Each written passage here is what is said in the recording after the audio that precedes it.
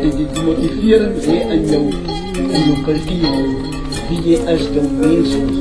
Het is noodzakelijk en belangrijk dat ons weet wie ons is, wat ons is, waar aan ons komt, en wat ons wil achieve. Dat is belangrijk. Zijn moet eie stap van wie jy is, dat moet je vat. Als je daar niet kan vatten, gaan ze nergens komen. Mensen gaan je zien als ze arm gaan. Mensen gaan je zien als ze niks.